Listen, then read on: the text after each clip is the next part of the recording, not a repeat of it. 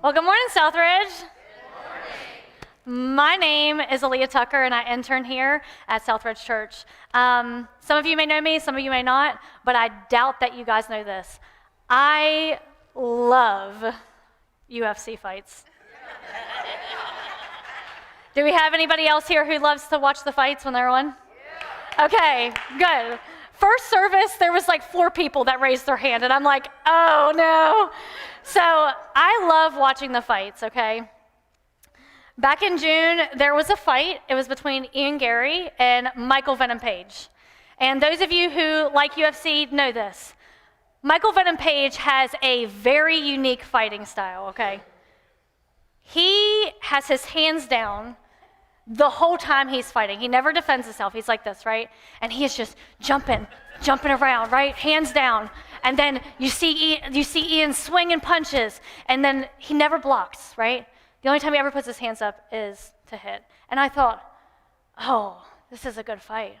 It's crazy. When you see something unusual like that, you got to be into it, right? You got to watch it. So I'm on the edge of my seat watching this fight, and I noticed something that happens almost every single fight unless you get knocked out in the first round, right?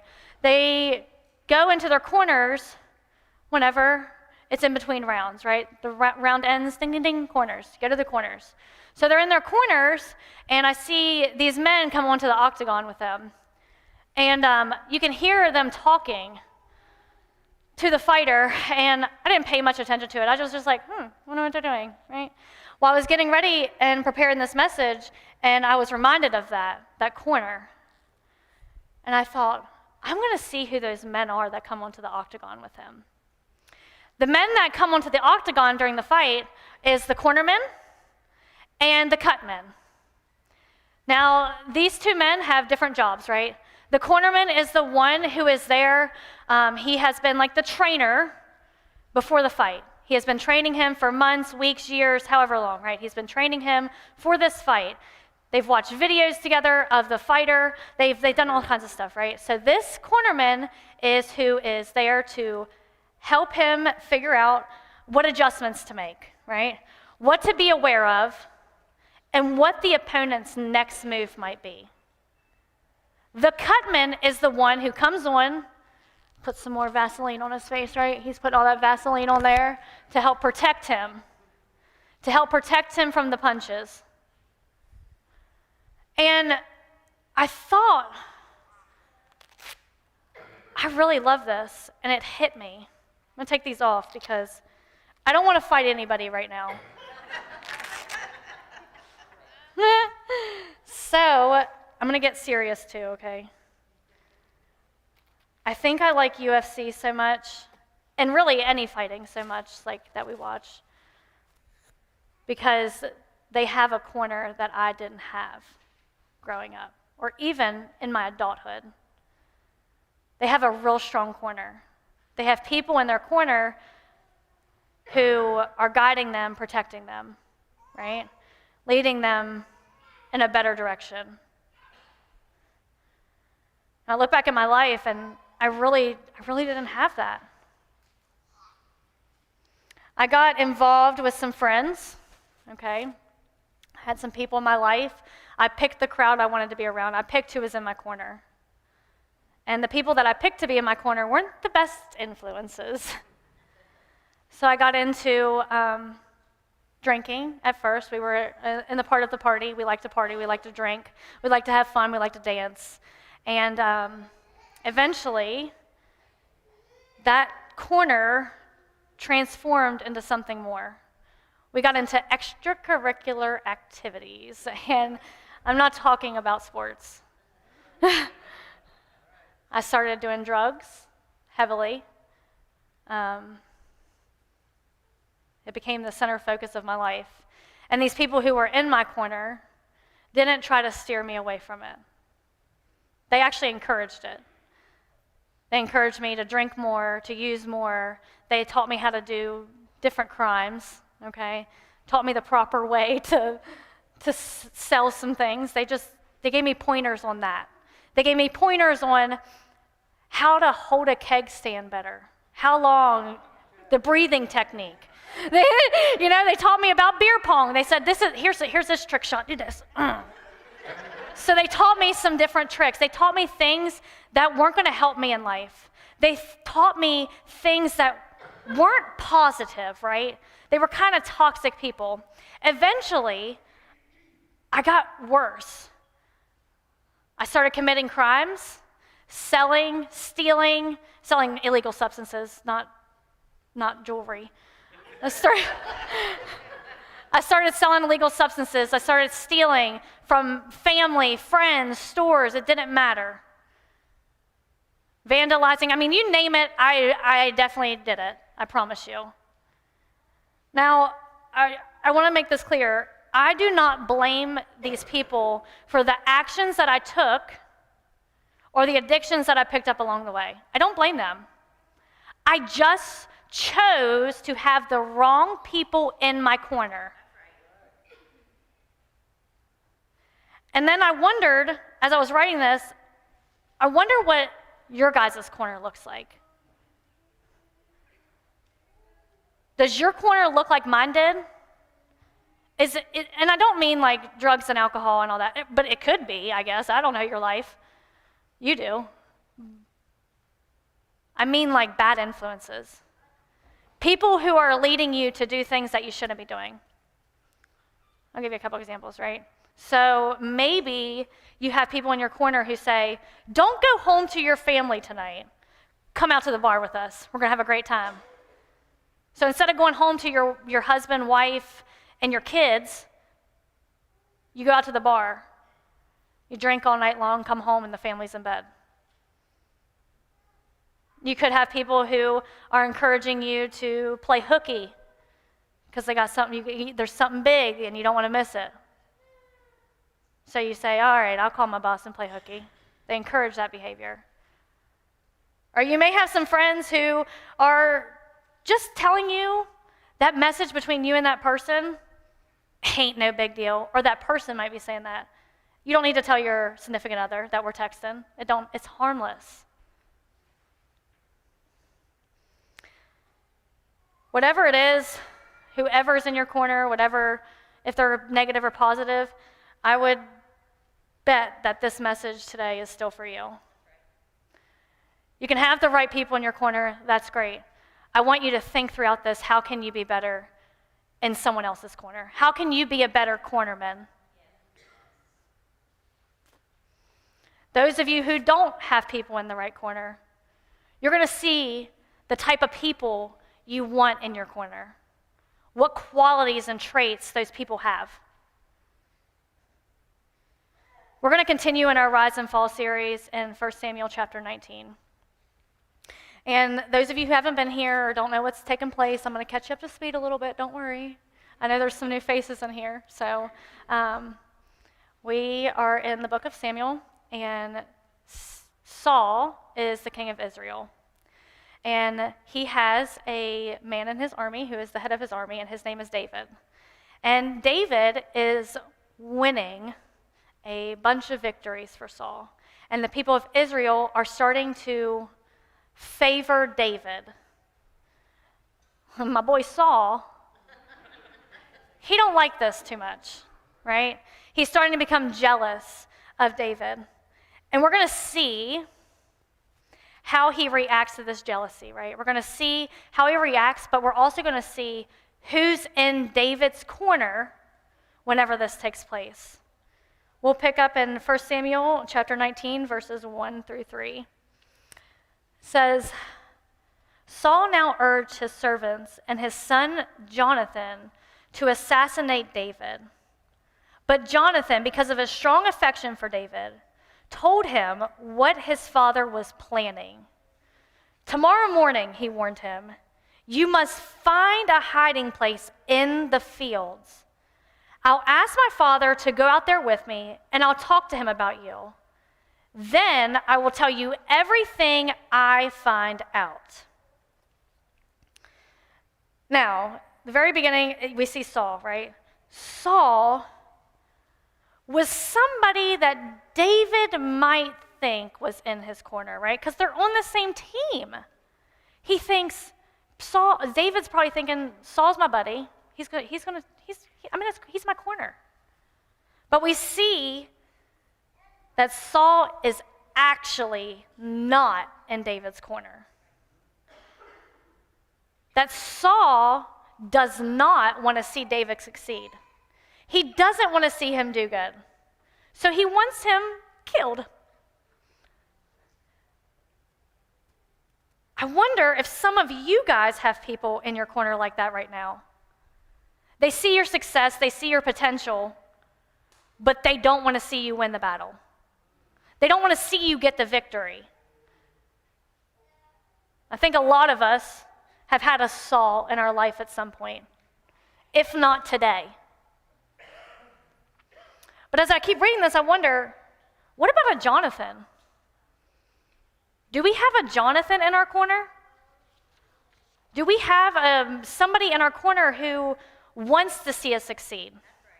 Who wants to defend us, who wants to take up for us, who wants to support us, right? Because it says that Jonathan warned David of what his father was planning to do.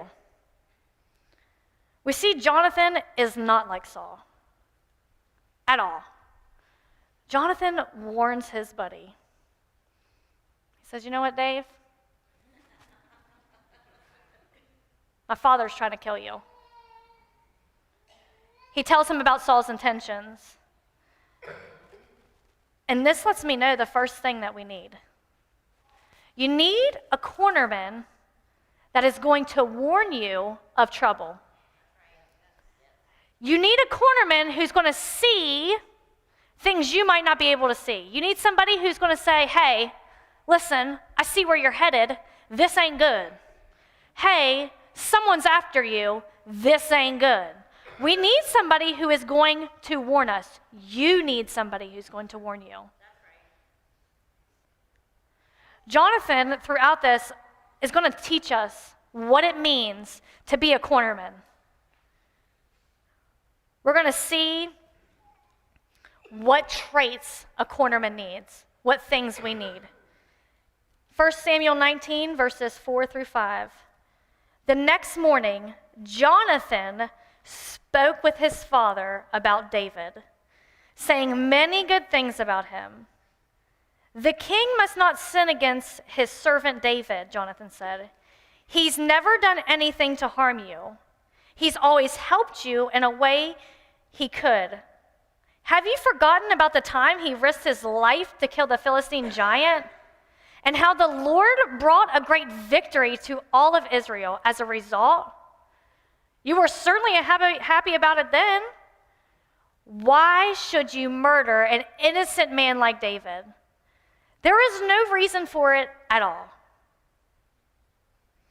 We see that Jonathan keeps his word to David. We see that his friendship remains, right? We see that Jonathan takes his father and talks to him like he says he's going to. Jonathan goes and reminds Saul of the successes, the victories, and the happiness that David has brought to him with these victories. Never once did Jonathan tear him down whenever he was in this conversation. And I think that is so cool because David is anointed to be king of Israel next. Jonathan is the son of Saul. Usually, your son is going to take the throne after you when you die. So Jonathan was supposed to be next in line, but David now is. Jonathan didn't let that get to him. He didn't get jealous. He didn't get hateful. He didn't get vengeful. Instead, he goes and defends his buddy. He's a positive individual. He's positive about what David has to offer. We see through this type of cornerman that we need someone who is going to defend you. You need a cornerman like Jonathan who is going to defend you, who's going to stick up for you, who's going to talk about you positively when no one else is. You also need a cornerman who is loyal like Jonathan. Jonathan is so loyal to David because they had previously made a covenant. He sticks to that covenant. We need people in our life who are going to stick by us, who are going to speak into us, who are going to talk positively about us and defend us when someone in the office is saying, "Oh, did you hear what so-and-so did yesterday? She is just awful." I mean, just talking bad about you, you need someone to say, "Oh no, that ain't who she is. That ain't who she is. I'll tell you who she is." Someone who's going to defend you and stick up for you and say, "Hey, you know what? I'm going to take it a step further." You need someone who's going to say, "Did you talk to them about that?" Somebody who's going to say, go talk to them. You need somebody who's going to hold the bag for you in the fight. Hey, I don't mean the money bag. I don't mean the vomit bag. I mean the punching bag. When life is throwing punches at you, you need someone who's going to stand there and hold the bag for you to make it a little easier. Woo! You need someone who's going to honor you, who's going to show loyalty to you, who's going to respect you. If we look at the text, we'll see something else that we need in a cornerman. Because Jonathan goes to his father, Saul. You need a cornerman who's going to be favorable, who is favorable. And I don't mean favored by people, or I don't mean favored by the world, right? I mean favored by God. You need people who are going to be favored by God. We need people who know Christ, who follow him. Here's the big one, who are obedient to him. We need people who are going to remain obedient in trials, right? We need people that will go before the judge to present the case when you can't. I'm going to tell you a story when this happened for me. I told you earlier, I got into some trouble. I was a little wild back in my younger days. Told you about how I committed some crimes and did these extracurriculars. Some of those crimes I committed were a little bigger, okay? Sold, stole, I've told you this. They caught up with me. I ended up with a 16-count indictment, 3 different cases in West Virginia, 1 in Maryland. I get arrested. I'm in jail for like 9 months. I finally go to court. This makes me emotional. I remember going into the courtroom and seeing my prior probation officer from when I was younger. She's sitting there, and I'm thinking, oh boy, they're going to give me the ringer. I can tell you, I thought I was going to jail. She was in there, I thought she was going to say some nasty stuff about me. But I tell you what, she was the one who defended me. She was the one who stepped up and said, "Hey, Judge, this ain't her. This isn't Aleigha. She needs a chance. It's the drugs, it's the alcohol, it's the influences in her life. She needs something different." She had favor with that judge. The judge knew her. The judge trusted her. So he sent me to Recovery Point in Charleston. I mean, he sent me there.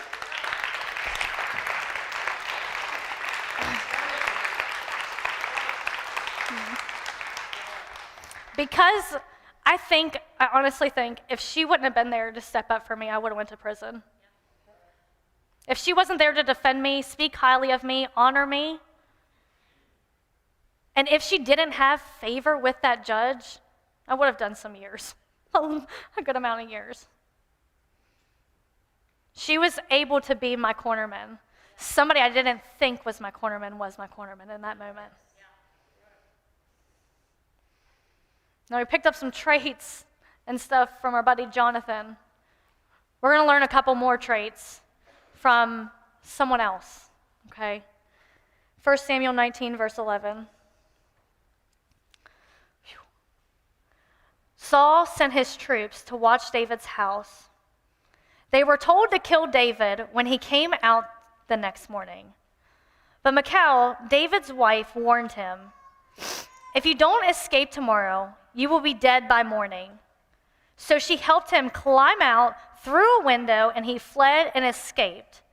Then she took an idol and put it in his bed, covered it with blankets, and put a cushion of goat's hair at its head. This is just so funny because I envision this happening. So Michal assists David in getting out of a tough situation. She knows that her father is coming to kill him. So what does she do? She helps him. She helps him out. She assists him. She says, "Hey," I don't know if this is actually how she did it, but I imagine this. "Hey, honey, climb through the window. I got you. I got you covered." She helps him get out the window, and she takes it an extra mile by putting an idol in his bed and then putting some goat's hair to make it look like he was asleep like that. She takes it the extra mile. She took time and she put in effort to make sure that he could escape. You need people who are going to be willing to be selfless, care for you, take time for you, and put effort into you. You need people who are willing to help you escape when trouble comes. You need a cornerman who is invested in you. As a teenager, I can remember doing the same exact thing. I didn't have help, but sneaking out the window and going to meet a boy down the street. Oh my gosh.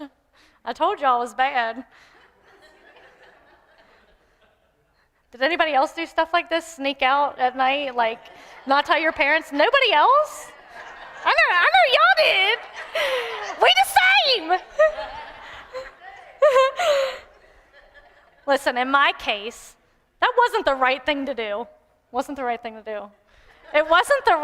to do. But in this case, it was. Michal did something for David that was life-changing, literally. She led him to life.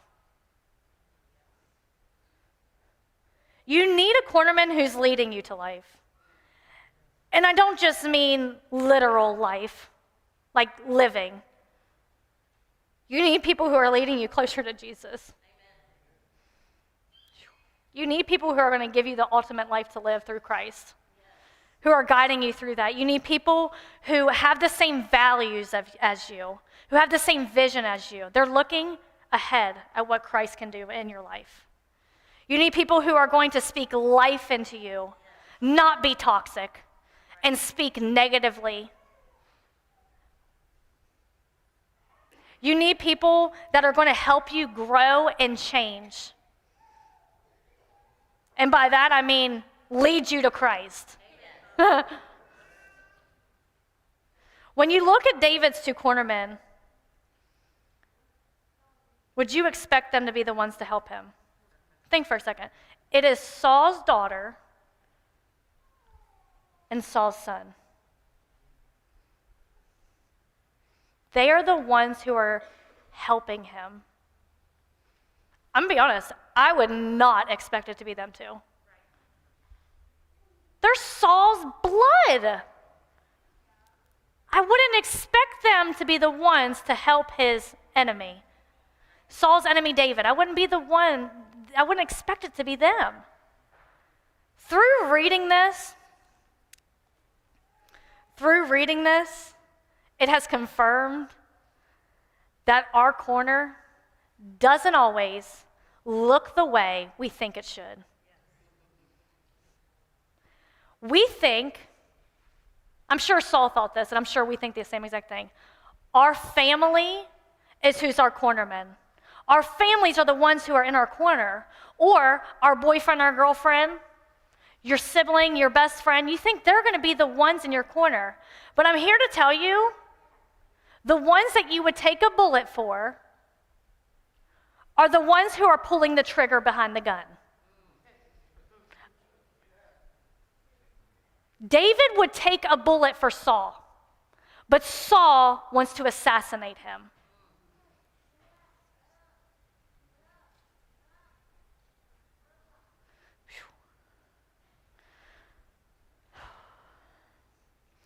If we're being really honest with each other today, and from what I've shared and stuff, I think that we are. I've gotten pretty vulnerable with you guys, shared some things. I believe that most of our corners look nothing like David's. I believe we don't have cornermen like David had. I believe that they're filled with people that don't have the same qualities. What qualities does your cornerman have right now? If they're good, great. But I would venture to say that some of them are probably really toxic. They're gossipers. They're probably liars. They may be the jealous type. They may be self-righteous. They may be self-centered and selfish. Or they might just be really, really rude. Now, I'm going to ask you something else. These type of cornermen that I just shared about, the people that may be in your life, are they the ones that are going to guide you to the life you want to live? Are they going to guide you to the victory? Whenever you're in round one and you're ding, ding, ding, ding, you're in between rounds. Are they the one that is going to lead you to the victory in round two?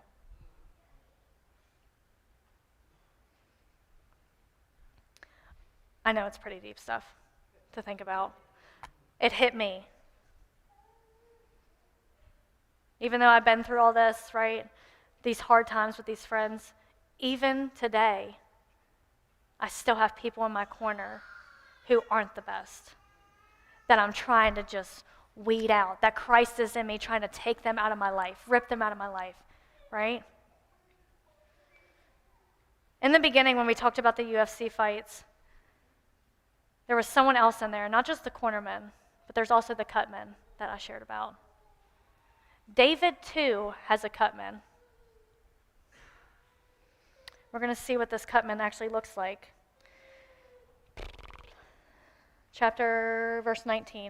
Verse 18, I'm so sorry.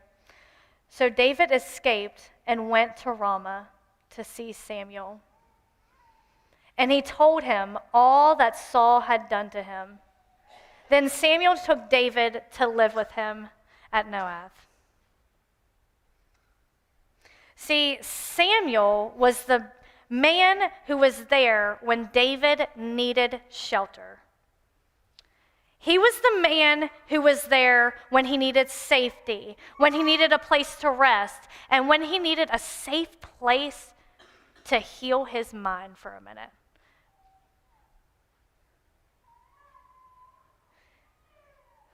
Samuel acted as a cutman for David.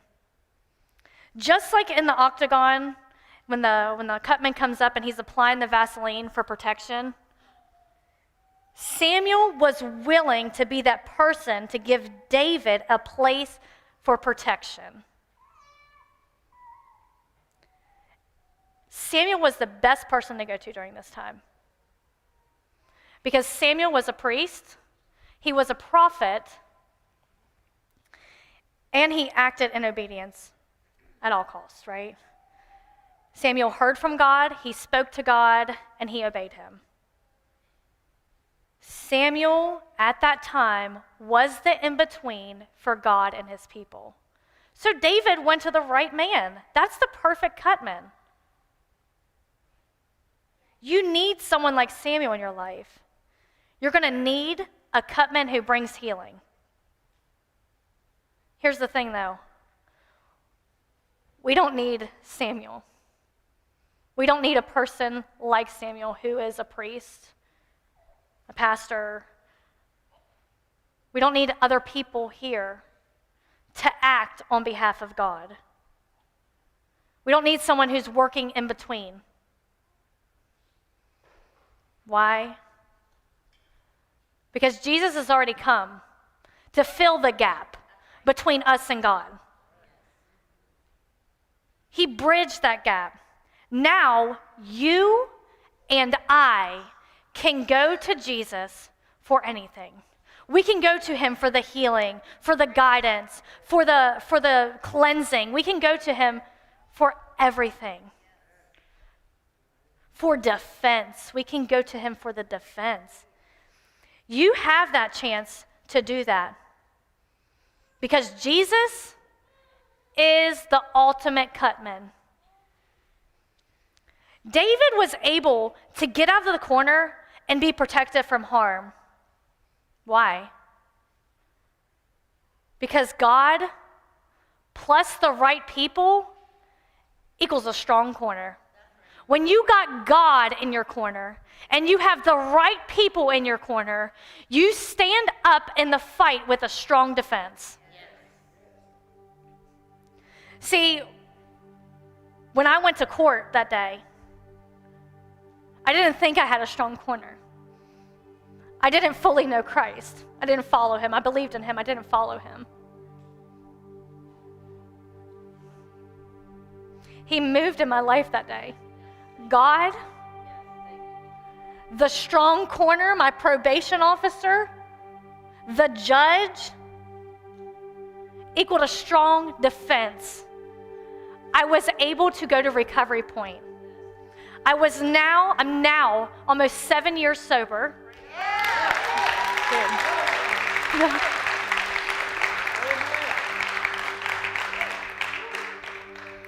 I'm up here preaching. When you have God and the right people in your corner, you stand strong in defense against the enemy and his attacks. When God sent his son, he sent him as a way for you and I to have the opportunity to truly know him, to lessen the burden of the fight. Jesus is our way to victory. If we want to win this fight, we need Jesus as our cutman. We need him in our corner.